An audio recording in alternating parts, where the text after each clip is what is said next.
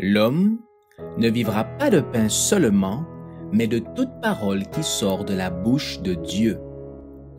Voici votre moment de méditation quotidienne. Pour mieux connaître Jésus-Christ.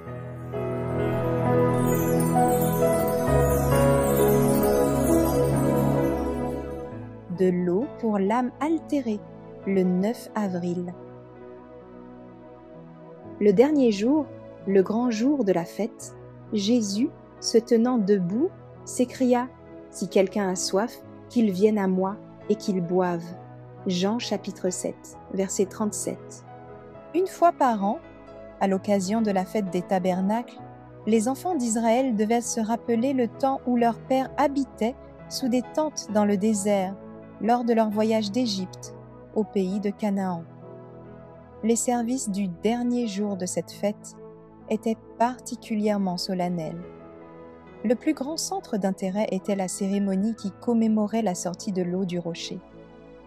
Quand, dans un vase d'or, les eaux de Siloé étaient apportées par les prêtres dans le temple et après avoir été mélangées de vin, versées sur le sacrifice se trouvant sur l'autel, le peuple éclatait en cris de joie.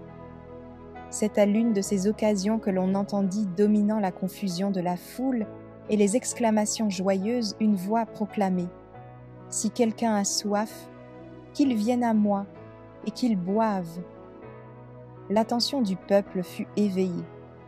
La joie était partout. Mais les yeux de Jésus, se promenant sur la foule avec beaucoup de compassion, cherchaient les âmes altérées et fatiguées qui soupiraient après l'eau de la vie. La douce invitation « Venez à moi et buvez » parvient jusqu'à nous, au travers des âges. Mais nous pouvons nous trouver dans la même situation que les Juifs au temps du Christ et nous réjouir de ce que la source a jailli pour nous, mais cependant ne pas rafraîchir par ses eaux vivifiantes nos âmes altérées. Il nous faut boire.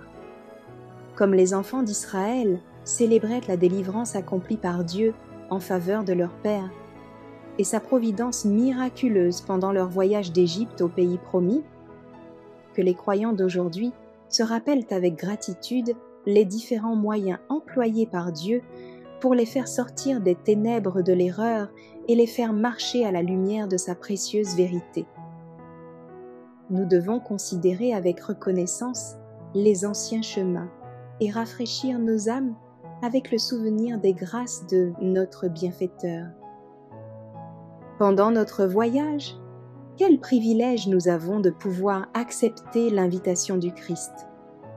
Si quelqu'un a soif, qu'il vienne à moi et qu'il boive.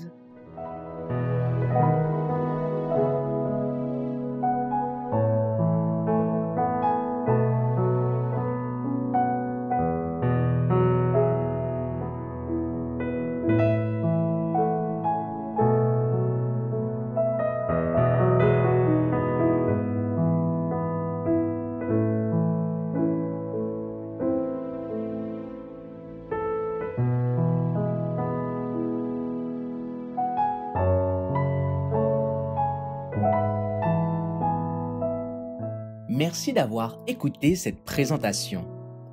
Assurez-vous de nous rejoindre demain pour votre moment de méditation quotidienne avec lereste.org.